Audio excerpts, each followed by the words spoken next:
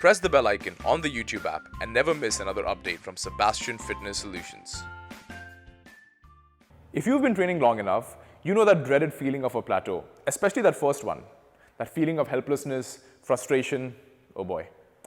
So if you're someone who's experiencing a plateau right now, or is a beginner and is yet to experience his first one, and trust me, it's coming sooner than you think, then you definitely want to pay attention to what I have to say. Coming right up.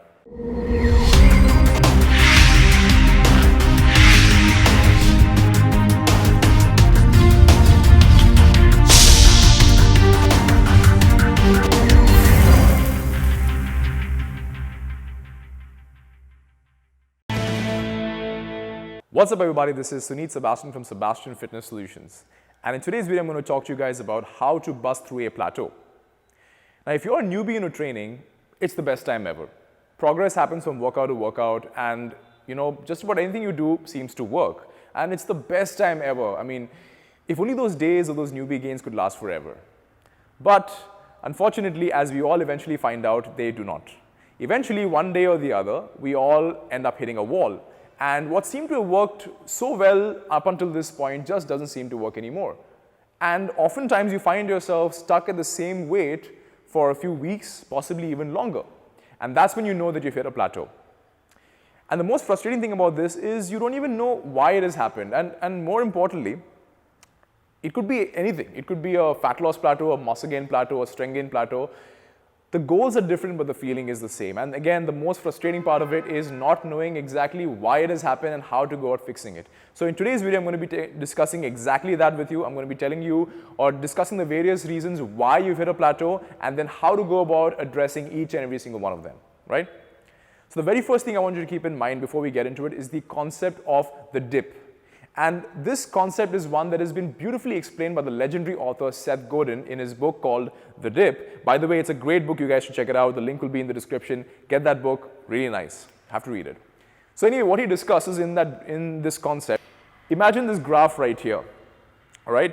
And we all start, whenever we start something new, we all start at a high. We try something new, and this could be anything. It could be a new financial venture, a new habit you're picking up, a new skill that you're trying to develop, or fitness.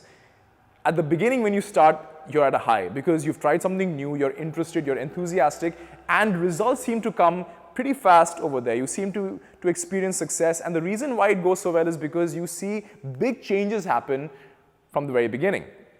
However, after some time, maybe a few weeks later, sometimes months, sometimes years, eventually what happens is there is an eventual dip that happens in this. And suddenly, what seemed to have worked so well so far just doesn't seem to work anymore. And the effort that you put in, for the same effort you put in, you don't seem to be getting the results that you used to get before. And this can be a time when you feel like something is going wrong, you feel like you're possibly doing something wrong, and this is the time when you feel like quitting the most. The key to success in anything, not just with fitness, but with any venture you take, is to anticipate this dip and to be mentally prepared to handle it with a rational, level-headed mind. Because when you are in that position to do that and you're able to ride through this eventual dip that you know is going to come about, that's when you can transition to the real curve of progression that we all go through. And that's when you can make this into a long-term, sustainable result. Like this. In this graph, this linear progression is what we all think, or we all initially expect things to go like. It's what we call as a naive curve. We're too naive to think that it's going to be one smooth sailing upwards, but it's never that way. It's always that initial rise and then that dip, and then if you ride through the dip and if you're able to make it through that dip is when you go on to the real results and a long-term sustainable, making the most out of this venture you take on for the long term. And being able to anticipate this dip, knowing that it exists first of all, anticipating it and then dealing with it the right way is the success and is the key thing to keep in mind if you want to break through a plateau, not just in fitness but in anything you take on in your life. All right? So keeping that concept in mind, let's move on to the most common culprits that could potentially be causing a plateau for you. Now, by no means are these they're not exclusive. There could be more than one happening for you at the time. And I'm going to try my best to put it in an order that most people end up screwing up in. So I'm going to start with the most common reason and then kind of move towards the less uncommon stuff, right? So the very first thing, the very first cause of this plateau could be your nutrition, and more specifically your caloric intake, not adjusting or not recalculating your caloric intake and adjusting it as per your progress. So what happens often is, let's say you embark on a fat loss journey and you know that to lose fat I need to be in a caloric deficit, or I need to eat less food or less energy than I am burning. And you decide to calculate your diet, you end up taking a 500 calorie deficit per day, and you go about your journey. And initially it works. You start losing fat, you start getting progress, but eventually things will slow down. The reason why it's happening is because as you've given the body that deficit, your body is losing weight. And now, 1 week later, 2 weeks later, that same deficit is no longer going to be no longer going to have the effect that it used to, because now your body's requirements have accordingly adjusted downwards, and now the calories, now that initial intake, which was a deficit for you, is now become maintenance possibly, and that's why your fat loss is plateaued. So the solution here is to take a step back and recalculate your calorie requirements to keep into account this change you've had in the past 1 or 2 or 3 weeks, and then create another deficit further than that for you to continue in that fat loss journey. If you don't, you're not going to get results. The same thing with muscle gain. If you've been eating 500 calories more than your maintenance, and then you've gained some strides in strength, but then you stop gaining it, then it's because that you're not eating enough calories now. Now your body needs those many calories to maintain itself, not to grow. So now you need to give a little extra more beyond that to continue that growth process, right? So the first thing you need to look into is your nutrition. Is your caloric intake appropriate, and are you adjusting it in a timely fashion based on the changes in your body to keep giving yourself that progressive either surplus or deficit or whatever body needs, right? The second thing I want to look into is your training, and specifically, again, is your exercise selection optimal? Now, when you're a beginner, if you just get your ass in the gym and you start working out and you create some movement in the body, let's say for example you're doing those tricep kickbacks, as useless as that exercise is, someone who's a beginner, he goes in and does that dumbbell tricep kickback, creating some activity in that muscle of his is going to get some progress in triceps. But beyond that initial beginner stage, when you're done with that initial muscle contraction and protein synthesis because of that, just because of giving your muscle some new stimulus, suddenly when that phase is over, it's not going to give you the same result, because biomechanically those movements are not optimal for muscle growth or strength gain, and you were just getting those results because you were a beginner. So if you want to get out of that phase, what you need to look at first and foremost is your exercise selection optimal? Are you picking the best exercises for those respective muscle groups? Are you training them the best way that they can possibly be trained, in line with their functions, in line with biomechanics, giving progressive tension overload? All those things you have to start looking into. It may have worked for you as a beginner, but it's not going to work anymore. Let's say you've got that down. The other thing you have to look into is, are you under training? So what you look at is, you look at intensity, volume, and frequency, the 3 variables that you look into when training.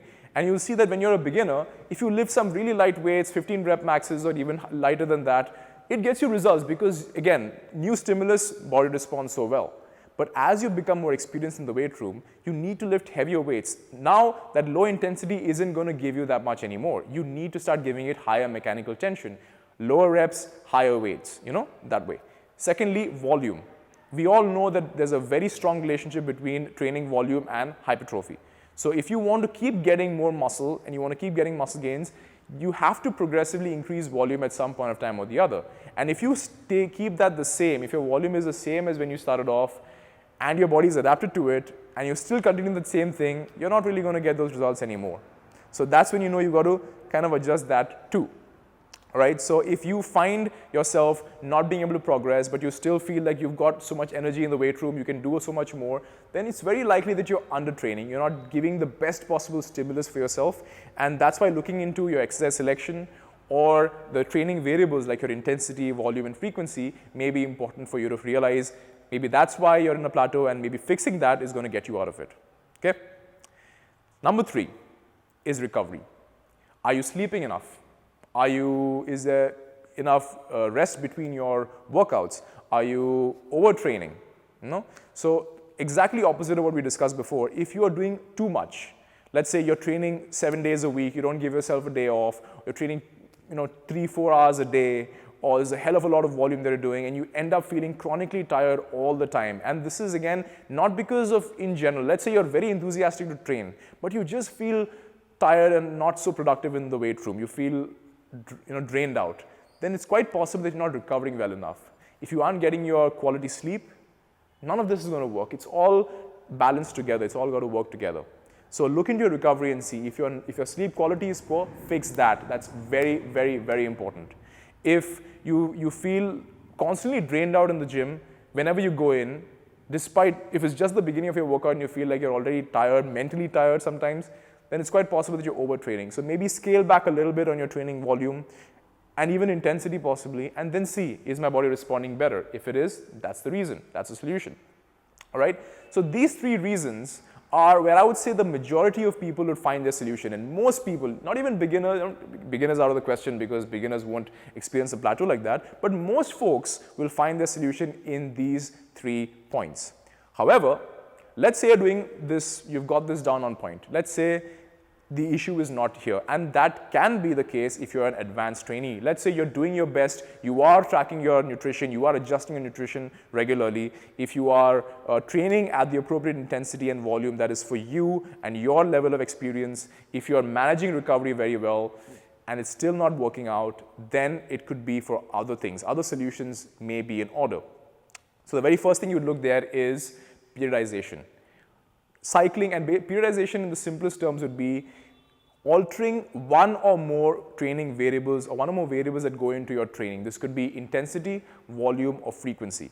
So let's say if you go in week 1, you train X times per week, X number of sets, and you train at a certain intensity.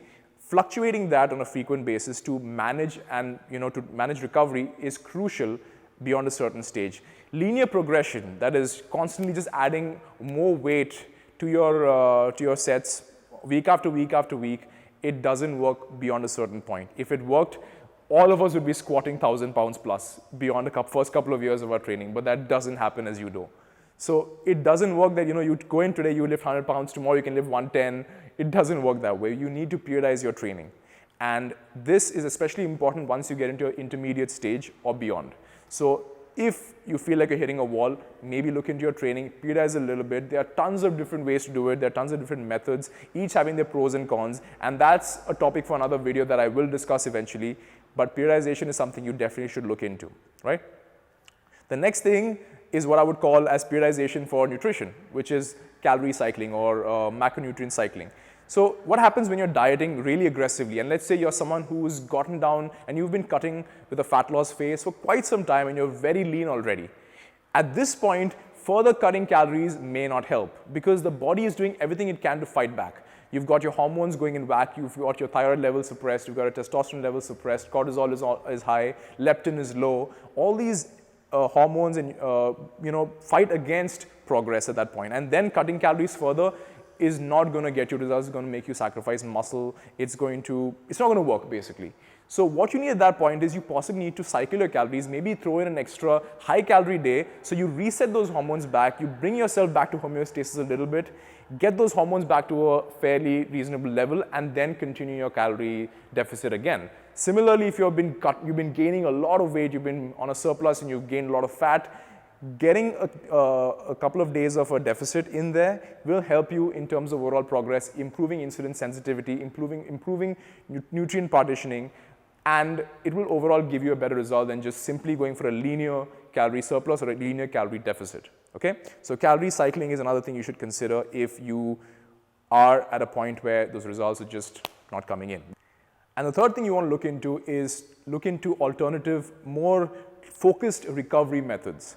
So sometimes, let's say if your sleep is optimal, you're getting in enough hours of sleep, you feel fresh when you wake up, you have figured out that your training volume is fairly well balanced, all that may be fine, but sometimes you need to go a little extra step to get yourself recovered a little better and faster.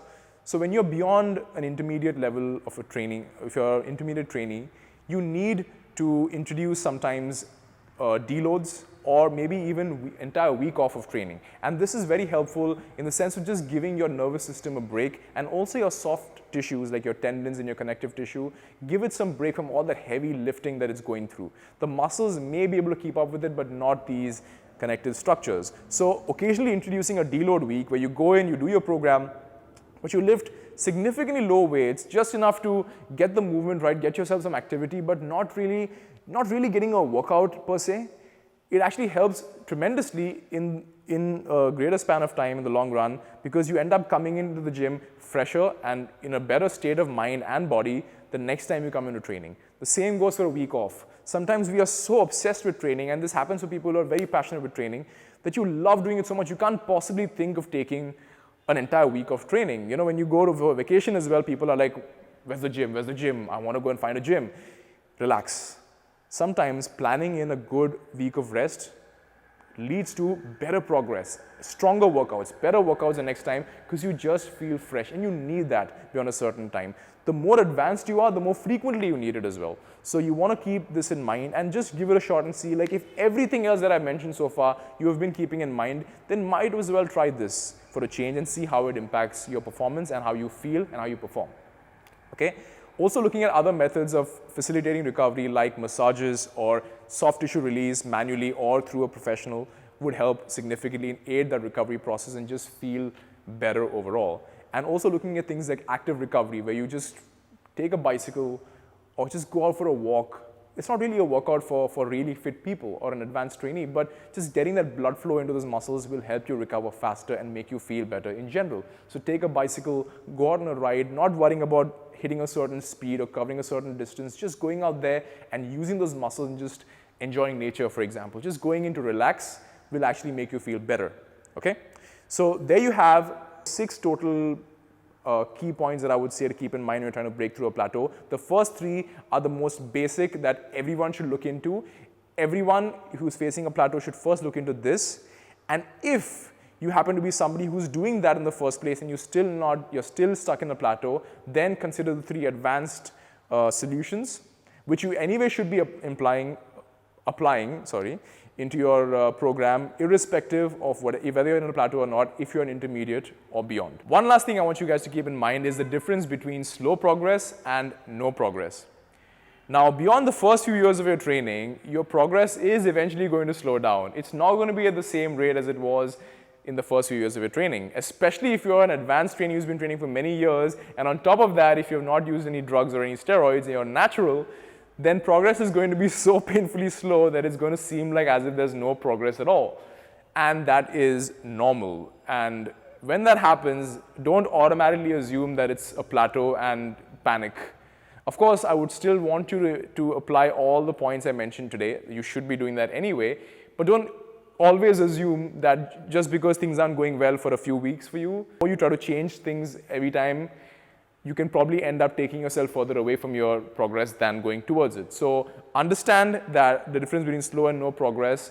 Implement all the points I mentioned to work on improving or breaking through a potential plateau, but don't always stay neurotic about it. Don't always try to fidget with things, okay? So I really hope that you have found this helpful, and I hope you realize and identify which one is the solution for you, or where you're going wrong, and go ahead and implement it, and thereby go ahead and fix and get yourself out of that miserable plateau once and for all.